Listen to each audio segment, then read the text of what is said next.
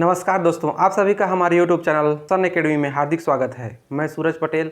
आज हम लोग विज्ञान के जिस टॉपिक पर चर्चा करने वाले हैं वह है मेल रिप्रोडक्टिव सिस्टम, मतलब नर जनन तंत्र। तंत्र जहाँ भी लगता है वहाँ कई अंगों से मिलकर बना हुआ होता है, उसे तंत्र कहा जाता है। जिस प्रकार से कंप्यूटर में मॉनिटर होता है, कीबोर्ड होता है, उसमें CPU होता है, माउस होता है, ठीक उसी प्रकार से वह कंप्यूटर एक सिस्टम बनाता है। उसी प्रकार से हम लोग का शरीर है जो मेल रिप्रोडक्टिव सिस्टम, मतलब नर जनन तंत्र। इसमें बहुत सारे रिप्रोडक्टिव ऑर्गन्स होते हैं और इसमें हेल्पिंग जो सेकेंडरी रिप्रोडक्टिव ऑर्गन होते हैं वे भी इसमें प्रेजेंट होते हैं। तो ये पूरे सब मिलकर एक के तंत्र बनाते हैं। नर जनन तंत्र मुख्यतः दो भागों से मिलकर बना हुआ होता है, एक प्राइमरी होता है और दूसरा सेकेंडरी होता है। प्राइमरी मतलब जिसके कारण वह जो मेल होता है वह मेल कहलाता है। जब बच्चा पैदा होता है उसी समय उसका पहचान होता है कि वह मेल है या फिर फीमेल है, तो उसी जो कैरेक्टर को ही क्या कहा जाता है, प्राइमरी कैरेक्टर कहा जाता है। तो इसमें हम देखते हैं कि जो टेस्टिस होता है उसी के द्वारा ही स्पर्म का फॉर्मेशन किया जाता है, जो कि क्या होता है, मेल का प्राथमिक जनन अंग होता है। इसी के द्वारा ही क्या होता है, जो स्पर्म या फिर शुक्राणु का निर्माण होता है। ठीक उसी प्रकार से महिलाओं में क्या होता है, ओवरी से अंड का निर्माण होता है या फिर ओवम का निर्माण होता है। तो आज हम लोग नर जनन तंत्र देखेंगे, हम लोग नेक्स्ट वीडियो में महिलाओं का जनन तंत्र देखेंगे। तो दोस्तों हम लोग इसमें देखते हैं, हम लोगों ने पिछले वीडियो में भी देखा था, जो ये नर जनन तंत्र होता है उसके सामने वाला, मतलब मैं इस प्रकार से खड़ा हूँ तो मेरे सामने वाले में जो चित्र बनेगा उसको इस प्रकार से इसको प्रदर्शित किया गया है। और इसको इस प्रकार से मैं यदि खड़ा हूँ तो इस साइड से कैसे दिखाई देगा उसको इधर से बताया गया है इसको। तो हम लोगों ने पिछले वीडियो में इसको थोड़ा सा डिस्कस किए थे, आज उसी को ही थोड़ा सा डिस्कस करते हैं, उसके बाद में फिर इसको डिटेल रूप में देखेंगे। तो सबसे पहले हम लोग देखते हैं कि इसमें जो पुरुष होते हैं उसमें दो टेस्टिस होता है और उसी टेस्टिस से ही क्या होता है, शुक्राणु का निर्माण होता है। तो इसमें हम देखते हैं कि जो टेस्टिस होता है वह शरीर से बाहर होता है, एक थैलीनुमा संरचना में यह क्या होता है, लटका हुआ रहता है। और यह क्योंकि जो स्पर्म का फॉर्मेशन होता है वह शरीर के टेम्परेचर मतलब 37 डिग्री सेल्सियस पर यह स्पर्म का फॉर्मेशन नहीं कर पाता है, इसलिए यह शरीर से बाहर एक थैली में लटका हुआ रहता है, जो कि शरीर के टेम्परेचर से 2 या फिर 2.5 डिग्री सेल्सियस से कम डिग्री सेल्सियस पर यह शुक्राणु का फॉर्मेशन कर सकता है, टेस्टिस। तो जो टेस्टिस होता है वह जिस थैली में वह रहता है उसको स्क्रोटम बोला जाता है। और इस टेस्टिस में क्या होता है, एपिडायडेमिस होता है, मतलब अधिवृक्क होता है। और उसके बाद में हम लोग देखे थे कि यह वास डिफरेंस से क्या होता है, जो सेमिनल वेजाइकल होता है उससे जुड़ता है।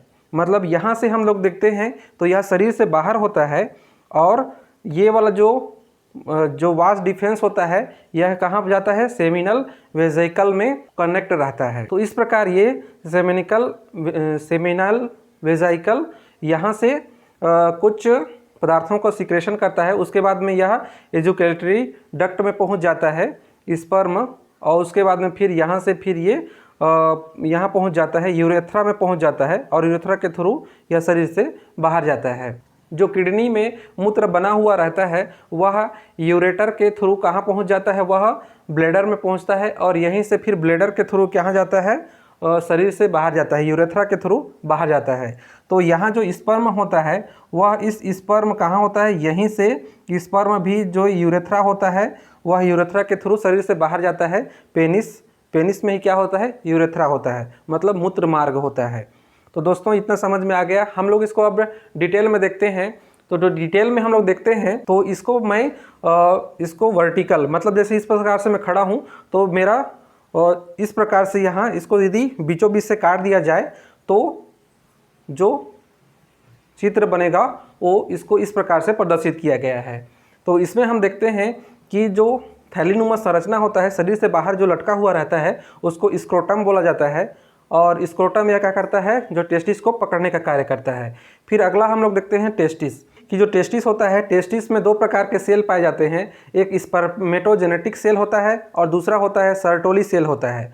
तो जो स्पर्मेटोजेनेटिक सेल होता है वह क्या करता है, स्पर्म का फॉर्मेशन करता है। ये जो खाँच खाँच दिखाई दे रहा है, इसी खाँच में ही क्या होता है, स्पर्म का फॉर्मेशन होता है और इसी में ही क्या होता है, स्पर्मेटोजेनेटिक सेल होता है और इसी से ही स्पर्म का फॉर्मेशन होता है। और यहाँ पे स्पर्म का फॉर्मेशन होने के बाद में यह कहाँ पहुँच जाता है, सर्टोली सेल में पहुँच जाता है। और सर्टोली सेल ये यहाँ पे होता है, यहाँ ये सब क्या है, सर्टोली सेल है ये वाला। और ये वाला क्या है, सभी कक्ष हैं टेस्टिस के, इसमें भाग हैं, कई खाने इसमें बने हुए हैं और इसी खाने में ही स्पर्म का फॉर्मेशन होता है।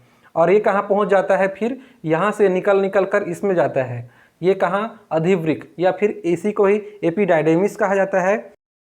यहीं पे स्पर्म आता है और यहाँ 2 से 3 सप्ताह तक यहाँ रुका हुआ रहता है और यहीं पे ये क्या होता है, इसका विकास होता है। और यहीं इसमें क्या होता है, इसमें पोषण भी यहीं ही होता है इसका, या फिर यहाँ वृद्धि होता है किसका, स्पर्म का। अब स्पर्म का यहाँ पे जो अधिवृक्क होता है या फिर एपिडाइडेमिस होता है, इसी में ही पूरी तरह से 2 से 3 सप्ताह में यह बड़ा हो जाता है। बड़ा होने के बाद में फिर ये कहाँ पहुँच जाता है, ये पहुंच जाता है वास डिफेंस में, शुक्र वाहिका में पहुंच जाता है। ये जो शुक्र वाहिका होता है यह क्या काम करता है, यहाँ जो एपिडाइडेमिस होता है इसको एपिडाइडेमिस से कहाँ जोड़ता है, इसको सेमिनल वेजिकल में जोड़ता है। मतलब यह शरीर के अंदर लाने का कार्य कौन करता है, ये वास डिफेंस करता है। वास डिफेंस क्या काम करता है, यह शरीर के बाहर में जो टेस्टिस होता है उसमें जो स्पर्म बना हुआ होता है उसी को ही शरीर के अंदर में लाने का कार्य करता है और कहाँ पहुँचाता है, उसको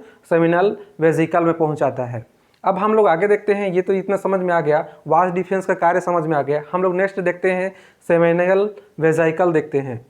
तो इसमें जो ये जो शुक्राशय होता है इसी में ही क्या होता है, इसमें स्पर्म के इसके पोषण के लिए फ्रक्टोज होता है, एमिनो एसिड होता है और इसमें प्रोटीन्स होते हैं, इसमें और बहुत सारे इसमें और भी पदार्थ इसमें पाए जाते हैं। तो यही जो सेमिनल वेजिकल होता है यहीं से स्पर्म को पोषण मिलता है और पोषण मिलने के बाद में फिर वो कहाँ पहुँच जाता है, स्पर्म।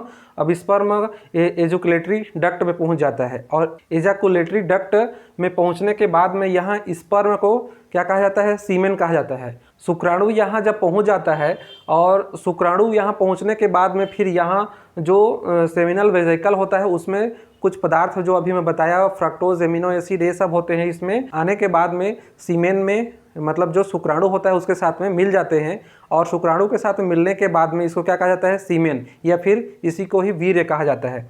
तो दोस्तों यहाँ से पहले इसको वीर्य नहीं कहा जाता है, यहाँ आने के बाद में जो सीमेन वेजिकल होता है उसके बाद में स्पर्म को ही जब इसमें और पदार्थ मिल जाता है तो इसको क्या कहा जाता है, सीमेन या फिर वीर्य कहा जाता है। और ये वीर्य कहाँ पहुँच जाता है, एजाकुलेटरी डक्ट में पहुँचने के बाद में यह कहाँ पहुँच जाता है, यहीं जो यूरेथ्रा होता है। यूरेथ्रा से पहले और एक क्या होता है, जो ये वाला, ये लाल वाला दिखाई दे रहा है एक गोला, इसी को ही क्या कहा जाता है, को ही प्रोस्टेट ग्लैंड कहा जाता है।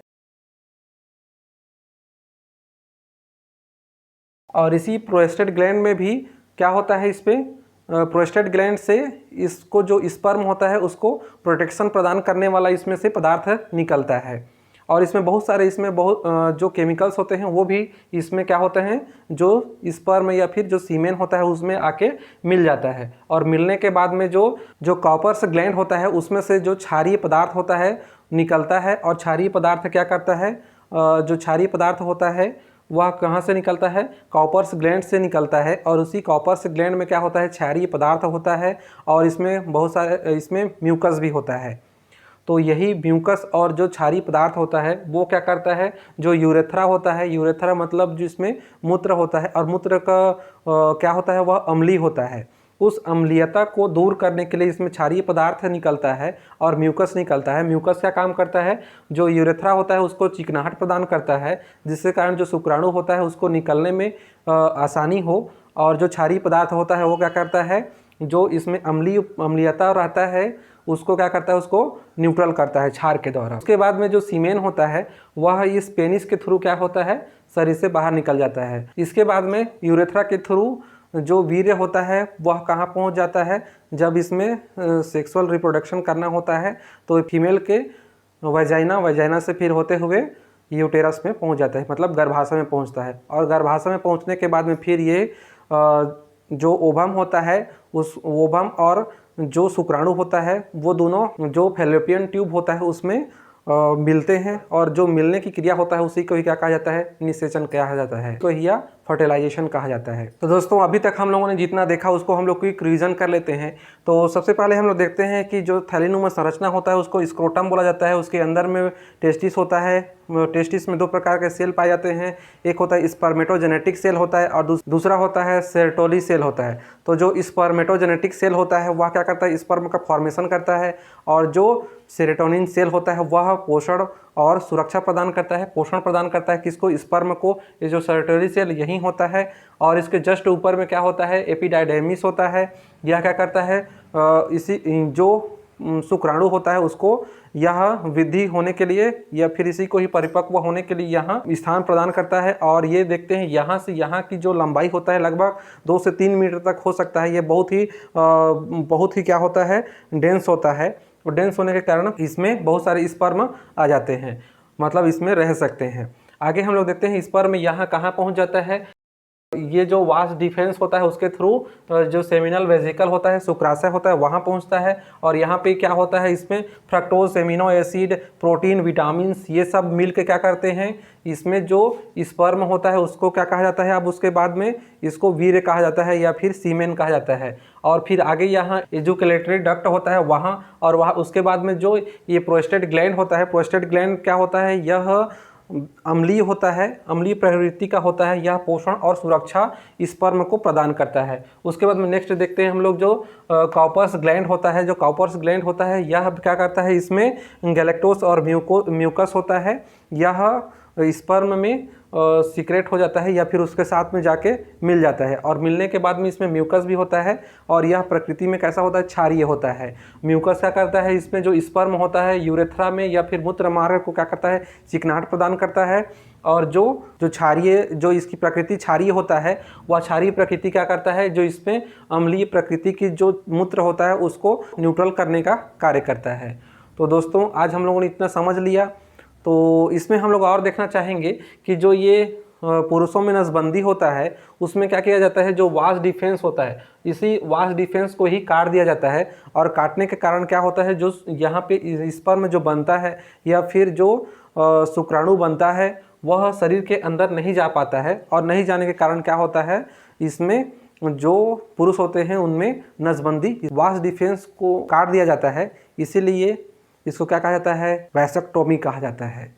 तो दोस्तों पुरुष के नसबंदी को क्या कहा जाता है, एग्जाम में कई बार पूछा जा चुका है। नसबंदी होता है उसको वैसेक्टोमी कहा जाता है। इसमें और क्वेश्चन में देखते हैं हम लोग पूछने के लिए, तो इसमें कई प्रकार के क्वेश्चन बनाए जा सकते हैं, लेकिन मेन देखते हैं इसमें कि जो स्पर्म का निर्माण कहाँ होता है। तो स्पर्म का निर्माण टेस्टिस में होता है। और उसके बाद में देखते हैं इसको जो सेमिनल वेजिकल होता है, शुक्राशय होता है, उसमें क्या होता है, फ्रक्टोज का निर्माण होता है। और इसी फ्रक्टोज के कारण ही क्या होता है, जो शुक्राणु होता है उसको पोषण प्रदान होता है। पोषण और सुरक्षा का कार्य भी कौन करता है, जो प्रोस्टेट ग्लैंड होता है और कॉपर्स ग्लैंड होता है, ये सब भी करते हैं। नेक्स्ट क्वेश्चन ये आ सकता है कि जो इसमें जो क्या होता है, एपिडाइडेमिस होता है, इसको शरीर से कौन सा जो ट्यूब होता है वह जोड़ता है, सेमिनल वेजिकल तक जोड़ता है। कौन सा जोड़ता है, ये वास डिफेंस जोड़ता है। एक क्वेश्चन पूछा जा सकता है, क्योंकि यही जो वास डिफेंस होता है इसी को ही काट के क्या कहा जाता है, पुरुष नसबंदी किया जाता है। तो दोस्तों इसमें और कई सारे भी क्वेश्चन पूछे जा सकते हैं। इसमें हम लोग देखते हैं कि जो ये ब्लैडर होता है, मतलब जो मूत्राशय होता है, इसके जस्ट पीछे में कौन सा पाया जाता है, ये वाला होता है, जस्ट पीछे होता है, सेमिनल वेजिकल होता है। तो दोस्तों आज के वीडियो में इतना ही। यदि वीडियो आप लोगों को पसंद आया तो वीडियो को लाइक कीजिए, कमेंट कीजिए और दोस्तों के साथ में शेयर करना ना भूलिए। तो आज का वीडियो देखने के लिए आप लोगों का बहुत बहुत धन्यवाद। जय हिंद, जय भारत।